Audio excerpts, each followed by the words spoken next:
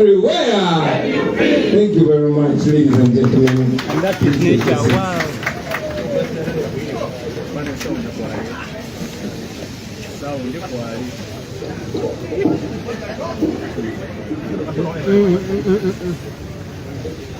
Okay.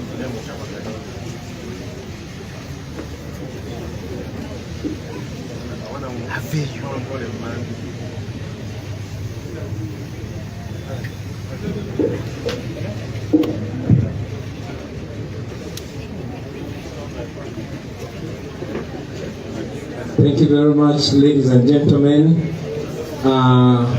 Madam Deputy President, Secretary General, our leader of parliamentary business, Comrade Mobilizer, Honorable Nyanzi, and all leaders, I salute you. Members, foot soldiers, those with us here and those watching us online, greetings. First of all, I also want to add my voice on the very many voices praying for the quick recovery of our Deputy President, Mama Jolly Mugisha. By the grace of God, she's getting better, and we know that soon she'll be fully well. Also, our leader of opposition spoke about the propaganda, which in many ways makes me laugh. Our current victim is our treasurer, the man that we trust most, because the one you trust with your money is the one you trust most. But again, this regime is not stupid. They will attack you in your most potent corner. Comrade Katana, nywera erima. Febali batuyiseko n'abawagizi b'ebisiyaga. Bali bagambyeko nti n'omubanda wa Kabaka tayagala Kabaka we. Kati nywera. These people are going to use every other way. Recently, I think most of you remember when they were claiming that the leader of our parliamentary team, kubanga waliwo abali babbye akawumbi akamu $1,700,000, ne bagamba nti ne Honorable Senyonyi. Comrade Nyanzi was also not spared, and many others. So for me, bagamba bugambi munywere gugu batanakubako propaganda bajja. Gladly, we view our comrades by their works, by their fruits. Ladies and gentlemen, I also want to add my voice on the voice of our leader of opposition, calling for safety on our roads. Please, please do your part. Drive safely. Don't drink and drive. Don't drive when you're too stressed. Life is precious. Already our roads are death traps. Nobya nateranyo kyogerako nti omuntu bw'aba afuna accident olw'oluguudo olubi oyo Museveni amusse. But we know the country that we're living in, and we continue to advise you, ladies and gentlemen, to be safe on our unsafe roads. Today, friends, I want to address a few things, 3 maybe 4. I want to address the remarks made by General Museveni a few days ago. This is an indication of utter shamelessness, and it makes it even more shameless of him to say those words apparently while honoring a distinguished man like General Aronda Nyakairima, who many believe was killed. He died under suspicious circumstances, but it's upon his honorable memory that General Museveni was shameless enough to tell these blatant lies. Former President Milton Obote described Museveni as a pathological liar, and I agreed with him. Among the many shameless lies, you remember Museveni went on record and wrote it in his 2001 manifesto. He said with open eyes on record that that was his last and final term to run for president. How many years ago is that? more than 20 years, 23 years ago. He is still running for president, and until we kick him out, he's still going to stick on us. The same Museveni, you remember him saying on national TV that he would never want to be president after the age of 75. Now he's way beyond the 80, although he says he's 80. But he doesn't want anybody to remind him about his lies. I hesitate to call him a thief. That's why I limit myself to lying. Do you remember when the man fundraised money in 2015 for the construction of an NRM tower? And the guy ate the money. I did not say he's a thief. It's you who know the term or name given to people that take money that is not meant for them. So these and many others are indications of Museveni's character, and we are not shocked about that. That's why, as a Christian, when they ask me what I would respond, my first response is to forgive him. Courtesy of age, it was his words when he said after 75, tuchagata bulungi. So tusoke kumusasira. However, although I personally forgive him as a Christian, we must be reminded that as a result of that rigged election, that election of 2021, Ugandans have continued to suffer with hunger, with starvation, with poverty, with potholes, with corruption. You saw what happened in Chitezi recently.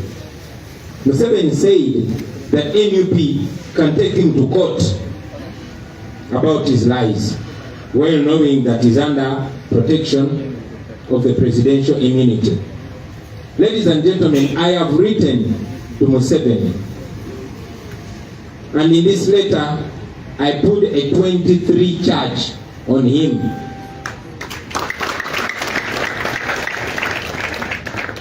I am challenging General Museveni to submit himself to an international audit. This has been our call from the beginning. We've been calling for an international audit of the 2021 election. He refused. Instead, he just kept arresting our people. We want to have that audit in accordance with the law. I also challenge General Museveni to cede his presidential immunity to Toronto court if he's a man.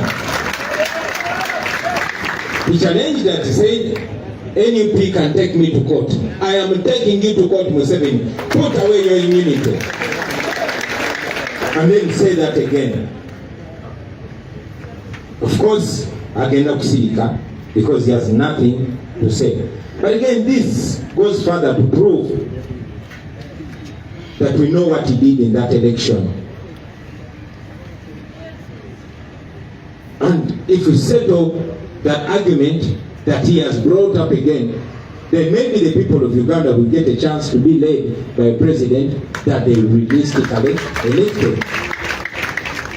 So if Museveni is a man, let him take the challenge. And if he cannot, he should keep quiet and swallow his shame. The remarks of General Museveni, ladies and gentlemen, have brought back to question the reason why he went to the bush in 1980. He did not win the election. He was the Katumba Oye of 1980. But after the election, he picked guns, went to the bush. After taking power, he did not hand power to Muwonge, who was a rightful winner. That shows that he was lying, just like he is lying right now. And now that Museveni says that the election was rigged, then why doesn't he disband the Electoral Commission? Why is he still appointing the Abakama, who superintended the rigging of more than 1 million votes? Why didn't he fire the Abakama? Because he's the one that appointed him.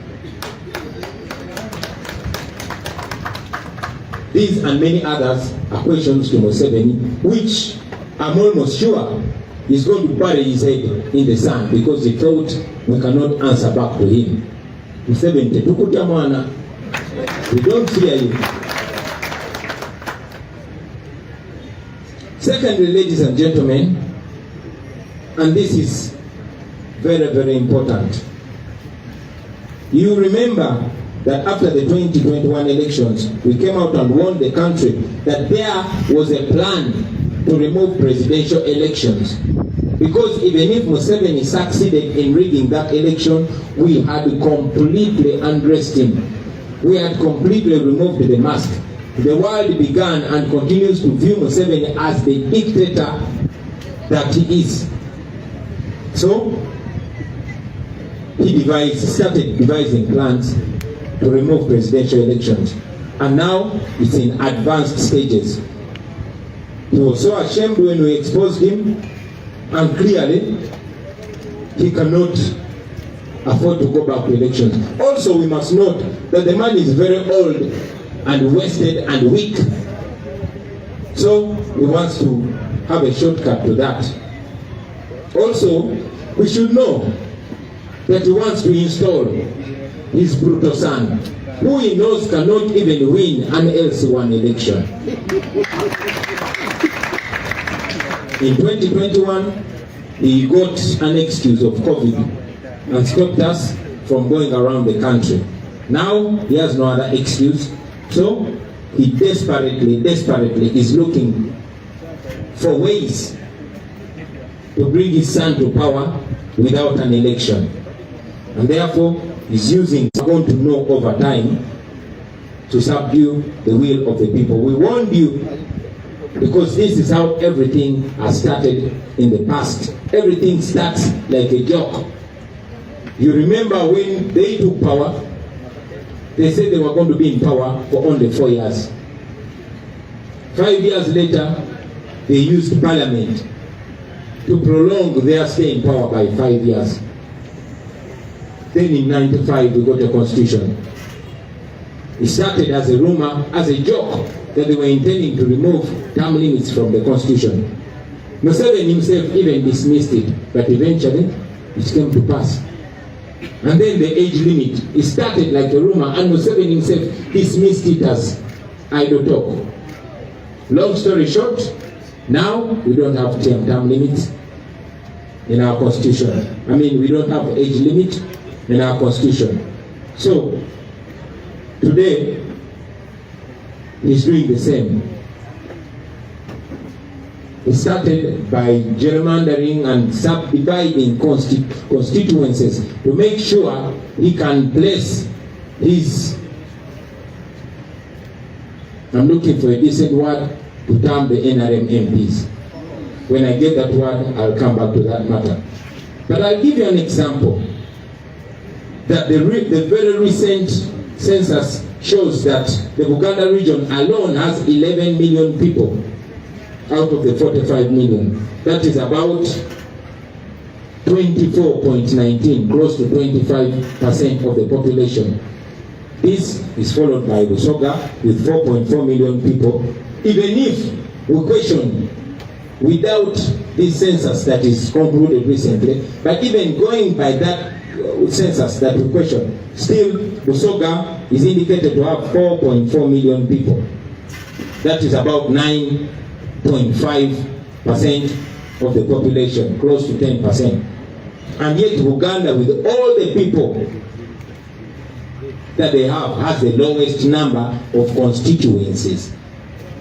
If you compute the constituency MPs and district woman MPs in the current 11th parliament, you'll see that the eastern region has 141 MPs, the western region has 132 MPs, northern region has 124 MPs, and central has only 102 MPs. Out of the 353 constituencies, eastern has 101. The west has 91, north has 83, and Uganda has only 78. Therefore, Museveni believes that the parliamentary system, when they elect president from parliament, it will give him advantage, saying that it's easier for him to use these rural constituencies to do all manner of rigging, and then bring himself to power without having the will of the people. We condemn this, and we condemn those seemingly intelligent, useful idiots that General Museveni is using.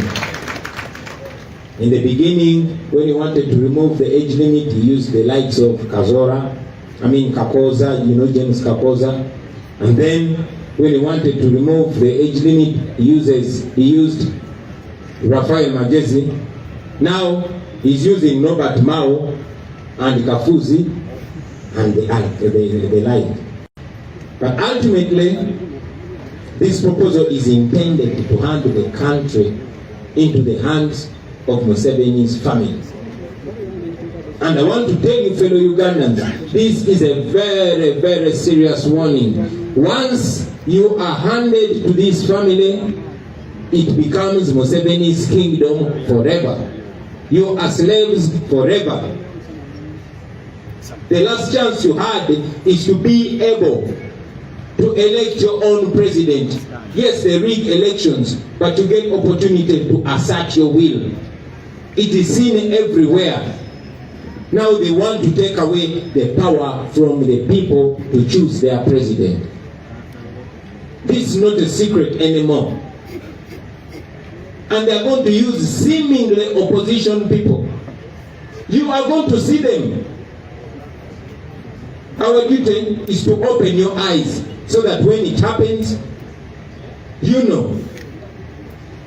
We were discussing with Comrade Secretary General earlier on, and we said that we probably made a mistake not exposing those commissioners that took themselves to court using the personal assistant of one of them to sue them so that they can go and apparently win a case to block the debate on corruption in Parliament. Now we cannot take it for granted anymore. We find it imperative to expose every trick and to inform you, ladies and gentlemen. Now you know. Please make sure you open other eyes. I also want to talk about the double standards of the Electoral Commission, and our able Secretary General has spoken about it in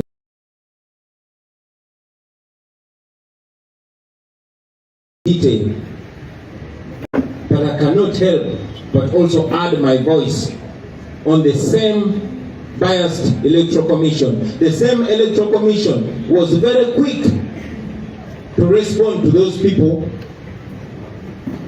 our comrades from FDC trying to start another party in favor of impersonators. You know we are people power. You know we are the people power movement. You know they blocked us from registering people power as a political party. You remember that they used the Balaam, now Museveni's minister, to go and apparently reserve our name as an NGO working for all the people. And now they are trying to register it as their own political party. These people are so shameless. They will come tomorrow and say, you are not the real Joel Senyoni, we have registered another Joel Senyoni. You will find them, you will see that. All we can do right now is to bring it to light so that even when they go ahead with their impunity, at least the world knows. I've already talked about those that went to court to sue themselves before Justice Singiza. The same judge who was taken to whom a court case against us was taken. And I'll talk about that court case in a few seconds. So ladies and gentlemen, we also call out the Electoral Commission. The same Electoral Commission that was very quick to give out my academic qualifications. But when Comrade Mosiri David went to ask for Museveni's academic qualifications, he was arrested.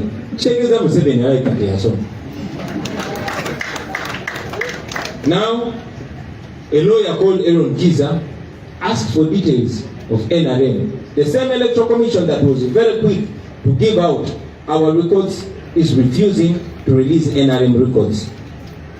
Now coming to the court case, Chibalama, who publicly confessed that he was coached by ISO to lie about us. Simwa Kagombe, who is now, we are told, is in prison for fraud.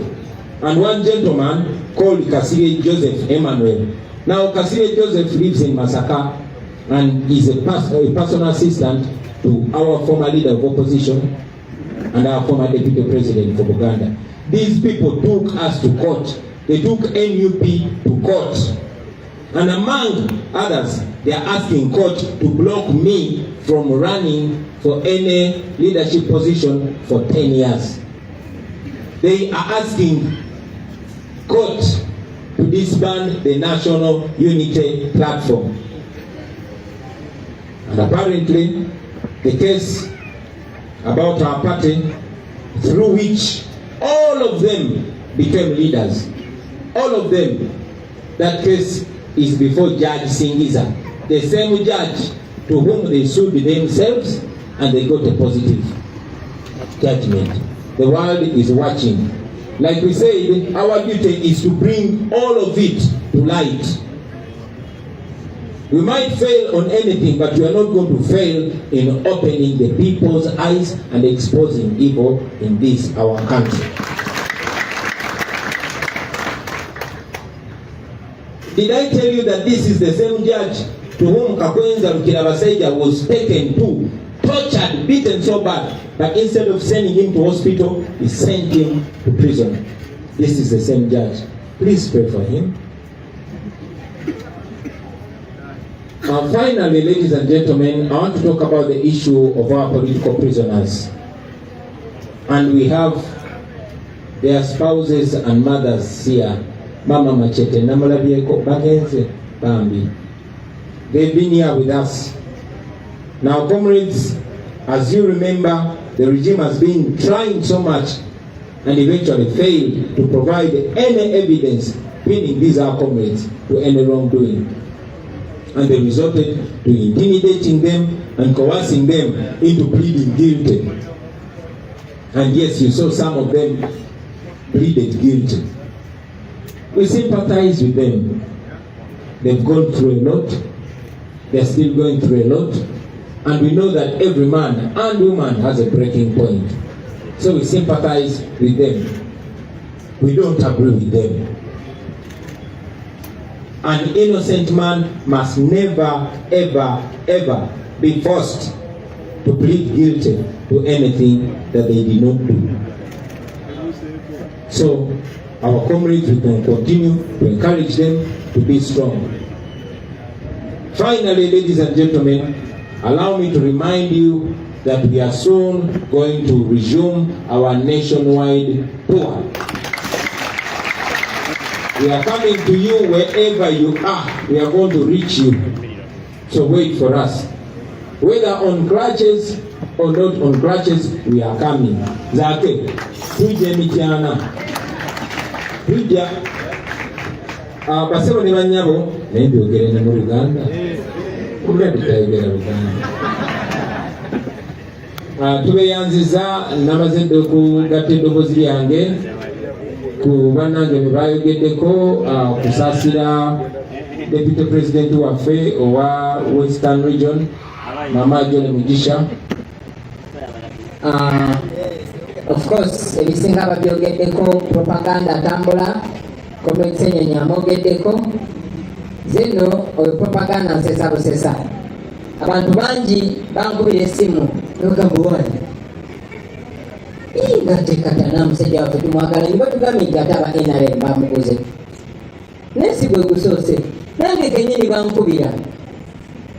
Jajja wange yankubirako essimu n'agamba mwana wange kiki okoze ng'omubanda wa Kabaka tebagambye nti ate toyagala Kabakawo.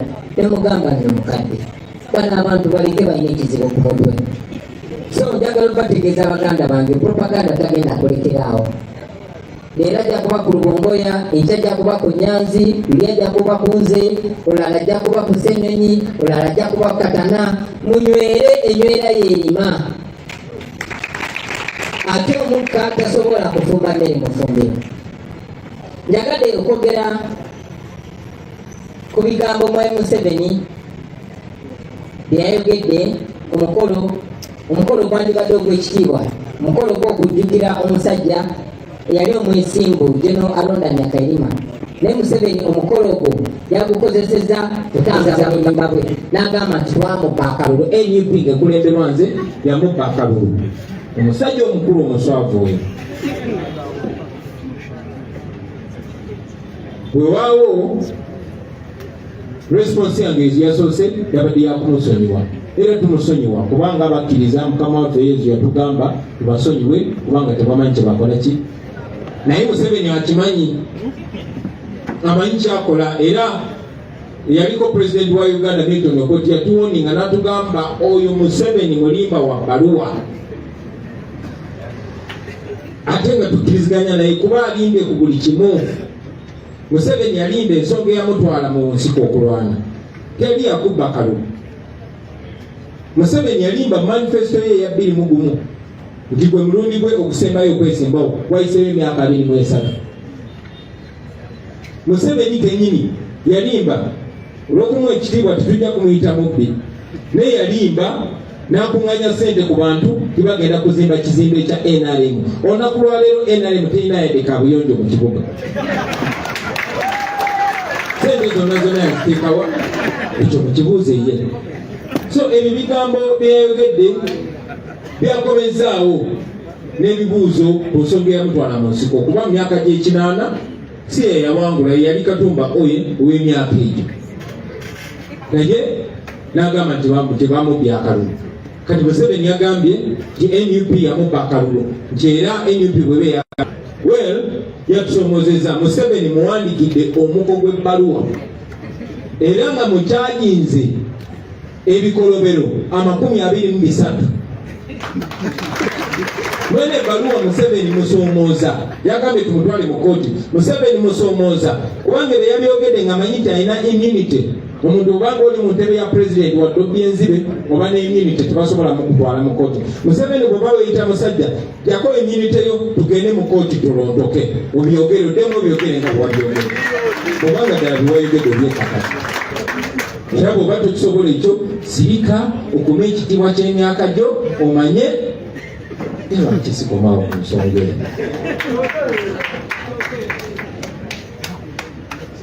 Muze mbiraba n'ebirala bingi, naye ensonga emu ku nkulu gye njagala okwogerako lwaleero yakulabula. Mujjukira bassebo ne bannyabo nti nga twakava mu kalulu ka 2021 twabawoninga ne tubagamba okusooka twagenda mu kulonda kuno si kubanga twali tusuubira byabakama okutulangirira, nedda, byabakama akolera Museveni. Era kyewunyisa Museveni bw'agamba nti bamubba akalulu. Kakati lwaki tokkiriza ne tuwabinga international audit, UN nebala akalulu ako, bwe tuba twakubba akalulu tuvunaanibwe era tusibibwe. Bwekizuulibwa nti gwe wabba akalulu nga bwe tukimanyi ove mu ntebe etali yiyo.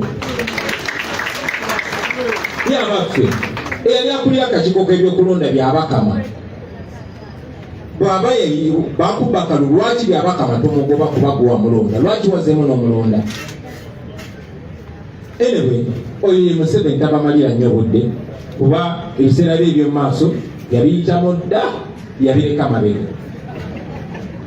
Kati njagala kulabula mmwe bannayuganda naddala abato, twabalabula ne tugamba twagenda mu kalulu kano si kuba twali tusuubira byabakama okutulangirira, naye kubanga twali twagala Museveni okumwambulako kimasi, ekyo twakifuna kuba ensi yonna yonna oluvannyuma lwa 2021 yamanya Museveni kikyali.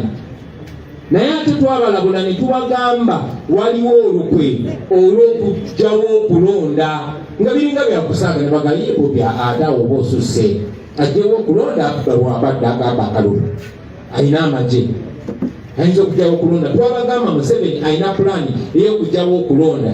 Okusooka tasobola kufuna bululu, therefore kimutwalira amaanyi mangi n'okusobola kungi okubba obululu. Ekyokubiri emyaka wadagamba 8 naye bazadde baffe abasukka mu 8 bamulaba nga bakyali bato. Kakati mumulaba nti naye kenyini takyesobola. So kimukalubiriza n'ogenda obugenzi okuba kampeyini. Naye okusingira ddala Museveni mumumanyi ayagala kukyusa Uganda agifuula obwakabaka bwa Museveni. Ayagala kuzimba bwakabaka bwe ku ttaka eritali lye. So ayagala kuteekako litabani lye eritasobola yadde okuwangula obwa LC1. Alabira dde atasobola kusindika mutabani we mu kalulu. Naye bwe tuba tumuwadde Bobiwine nga ndigwa abavuganya naye. Kakati abo kikyaba alina okukola. Ayagala kujjawo byakulonda. So ndi wano okubalabula bassebo ne bannyabo ndi byonna bwe biti bwe bitandika okujja kukoma ku bisanja bwe biti bwe byatandika. Bajames Kakoza batandika nga abeeyogeza ne Museveni n'abyegaana naye yamaliriza akyewumyemu omutwe era nga kiyisiza. Okujja ekkomo ku myaka age limit byatandika bwe biti. Bafaire magezi ne batandika okweyogeza ne Basimeeyo Nsubuga ate alondamu bwe musinga okunyuma naye nagidismissinga n'agamba eyo idle talk. Twamaliriza tutya?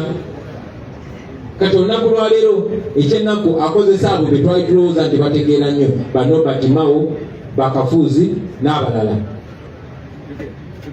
Kitegeeza kyekyo nti bassebo ne bannyabo kino kakati tekikyaliko nti kuteebereza ye pulaani gye baliko. Njagala okubategeeza singa mukkiriza ne babajjako omukisa okwerondera abakulembeze ne babajjako omukisa okwerondera pulezidenti kajja kuba kaweddemu. Museveni okutematema constituencies kyebayita gerrymandering mu luzungu era kigenderedde. Tetukkiriziganya n'eno census eyakagwa ne mwalaba gineno census yabe yennyini okugeza mu Buganda wano yabalaga nti abantu bawo bali ku milioni 11 n'omusobe ebitundu ebisukka mu 24. Naye Buganda n'abantu bayo abangi yesinga ba MP abatono. Ba MP awamu mu Buganda bali 15. Constituencies ziri 78 nga yesingamu abantu abangi negobererwa Busoga. Ekyakikola kubanga ayagala okukola constituencies nyingi mu byalo eyo kyasobola okubbira then aleta ababaka be mu parliamentary ate mmanyi bwagulirira ababaka n'abalaba abatukiikamu nga mwe muli Electoral and opposition bo bwe baba bamulondera bwe baba balonda president. Kati kwe kubamu akafaananyi omubbi Nakinku ng'Anita Amongo nga yabalondera president. Banange si byakusaaga ekyo bakiyisa kitegeeza Anita Amongo yagenda okwatagana ne babbi banne babalondere president. Ndi wano okubawoninga bassebo ne bannyabo timwenenyanga mwekka. Gwali yagamba ebyobufuzi tebinkwatako kasita by now mwena mukitegedde nti ebyobufuzi bye bisalawo ebbeeyi y'ogula sukaali ebyo ebisalawo ne mu ddwaliro bawaliyo eddagala oba tewali. Kibawoningako kubanga bwe biti bwe bitandika era mubeere bagezigezi kuba Museveni singa kino akiyisaawo n'akwata obukulembeze bw'eggwanga n'abutuusa mu famire ye nga bwansikirano giriba gye bawunyidde baganda ba ndowoozeza nti kibalabuleko. Ekyamaanyi kye tulina kati kwe kugula abantu amaaso kwe kujja ebyo n'ebikusike ne tubiteeka mu ttaala ne mubiraba. Mbasaba nammwe mubuuse abalala kubanga kino baakitandise era bwe munaabaleka bajja kiyisaawo naye bwe munaalemerako mujja kutaasa eggwanga lyammwe kuba kino kya biseera bya maaso. Nabagambye Museveni ebiseera bye by'omaaso yabireka mabega. Kaakati ayagala byammwe na by'abaana bammwe na by'abazzukulu bammwe. Njagala okwogera ku nsonga y'Abaganda baffe abali makomera kyannaku nti bakadde baabwe ne bakyala baabwe tubadde nabo naye abamu bagenze nga maama Machete, mukyala Kalanzi, maama Ibula n'abalala. Baganda baffe abamu babatiisatiisa kuba Museveni ne gavumenti oluvannyuma lw'okulaba nga tebalina evidence oba tebalina bujulizi bwonna buyinza kulumika bannaffe basalawo okubatiisatiisa kutiisatiisa famire zaabwe. Era munnange abamu oluvannyuma lw'okunyigirizibwa n'okumala ebbanga eddene mu kkomera basobola okubagonza ne bakkiriza emisango.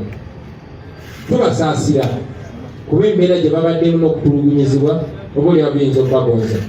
Kuba n'abamu ku sayidi bagamba bannange nze njagala kuvaako mu kkomera kati nga muganda waffe Saanya Muwonge bamusiba nga talina mwana yagamba waakiri bantemu wiiki emu nzaaleyo omwana awo ne bwe banzizaayo. So tutegeera pressure gye babeerako ne tuze tubawoninga ne tubagamba nti bano abantu bali ku pressure, balina okubata era baagala kubata naye tebalina bwe babata, kubanga bwe babata kati nga temukkiriza misango kitegeeza musobola okubaggulako omusango gw'obasiba mu kkomera ebbanga eryo lyonna ne babaliyirira. Ekyokubiri mujja kwongera abalala amaanyi, so baagala okubagonza. Nante ekyennaku olulala twali tunyumyako ne Dr. Besigye n'atubuulira nti naye bituli mu kuyitamu yabiyitamu, bava mu kulonda ne bamuwayiriza nti alina ekibinja ky'abayeekera ekya PRA ne basiba banne bangi babayisa mu ngeri y'emu. Naye ekyennaku abasinga kubakkiriza emisango egyo mubateebwe bagenda batondoka nga bafa mu ngeri etategerekeka. So mwebereremu bakyali bange, njagala okuva waggulu basebo ne bannyabo n'abakubiriza okuvuga obulungi kubanga obubenje buyitiridde. Bangi abafunye obubenje abalala ne bafa tubasaasira, naye njagala okubajjukiza nti tuwa yaffe nationwide tour egenda kuddamu omwezi ogujja nga gutandika. Era omwezi ogujja lazima nja kuba mponye oba nja kuba ntereddemu okusobola okubasalako. Tugenda kujja Secretary General waffe nga maliriza ddala yayogedde ku nsonga yaabo regimu ya Museveni beekozesa.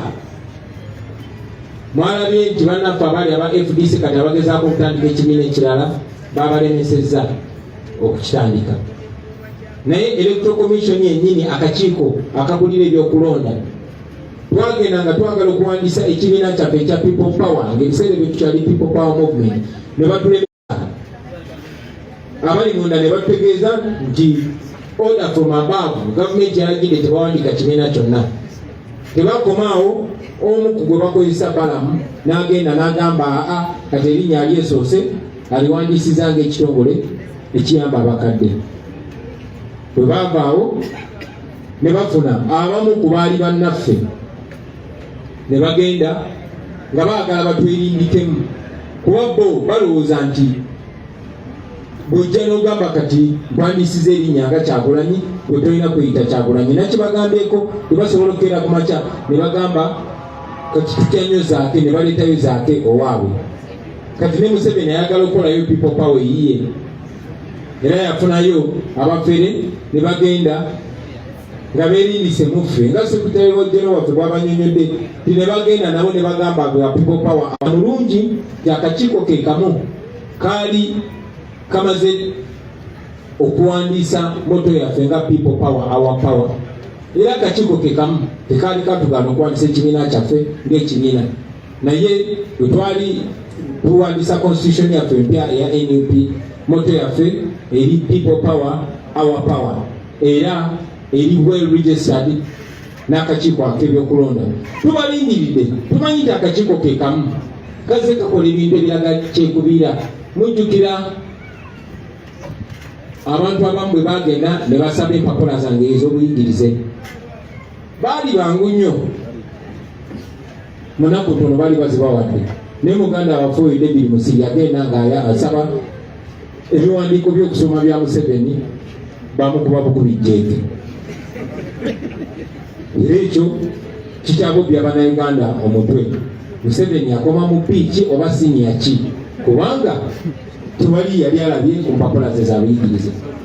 Ke kakiiko ke kamu abamu ku bannayuganda bagenda ate nga kiri mateeka ne basasula ssente ne basaba ebiwandiiko ebikwatako NUP n'engeri gyesasaamu ssente, gyesasaanyamu ssente zaayo eziba mu palamenti.